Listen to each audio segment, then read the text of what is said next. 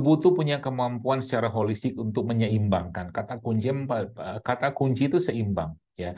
Jadi makanya keluhan-keluhan pencernaan itu menjadi sebuah keluhan yang sangat common di zaman sekarang ini, khususnya lambung ya, asam lambung apa segala macam tadi, karena memang yang kita makan itu sudah miskin serat, ya, gulanya tinggi, ya, kemudian makanan olahan, katakanlah kayak begitu.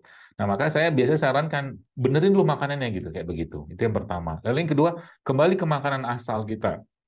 Ya, tadi saya sudah jelaskan kalau kita bicara tentang asam lambung. Asam lambung itu sebenarnya ya pengalaman saya pribadi mudah banget kita perbaiki gitu kan. Asal jangan dimusuhin asam lambungnya. Nah, kenapa bahasa dimusuhin asam lambung itu kita kan sedikit-sedikit minum obat anti asam lambung gitu. Padahal masalah itu bukan di situ sebenarnya, bukan hanya di situ ya.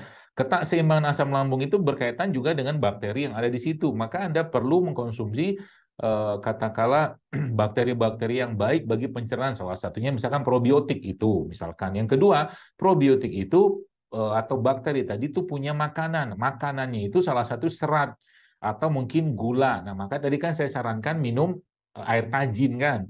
Nah, bagi Anda ada masalah asam lambung tadi, coba Anda cari probiotik nanti, yang probiotik tadi juga bekerjanya di lambung, plus juga dengan serat-serat dari amilum tadi dalam bentuk air tajin, atau juga bisa dari beberapa jenis kolagen-kolagen ya. Contoh mungkin eh, apa tuh namanya gamat ya, teripang atau timun laut. Itu salah satu yang kita bisa pakai tuh kolagennya. Atau mungkin yang punya dana lebih kan bisa pakai sarang walet katakanlah, meskipun itu ya harganya cukup lumayan lah ya.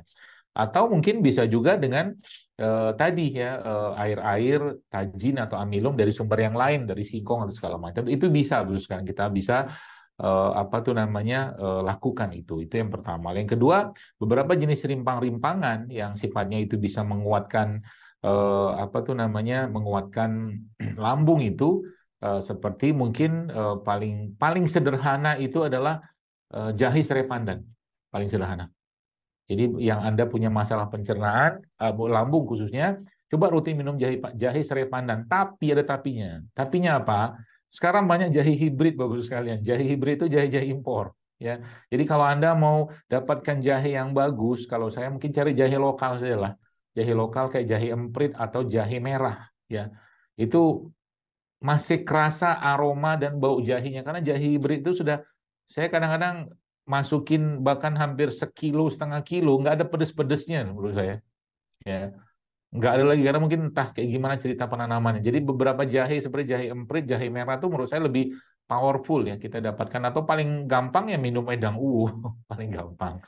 Wedang uwu itu juga salah satu yang kita bisa pakai itu, ya. Itu buat masalah lambung atau pencernaan tadi. Ya, jadi itu dirutinkan berapa minggu, 2 minggu lah minimal. Sembari Anda minum madu ya tiap hari, minum madu. Madu ini bagusnya nanti kalau Anda mau minum dalam kondisi madunya sudah dicampurkan dalam air saja supaya dia lebih cepat diserap badan. Ya, karena enzim dalam madu itu kalau Anda masukkan ke dalam air itu lebih cepat dia apa tuh namanya terekstraksi di sana dan bisa diserap tubuh dengan baik. Jadi madu tuh jangan jangan tinggal madu tiap hari. Minimal Anda minumlah 1 atau 3 sendok madu tiap hari dan cari madu yang benar ya, cari madu yang benar.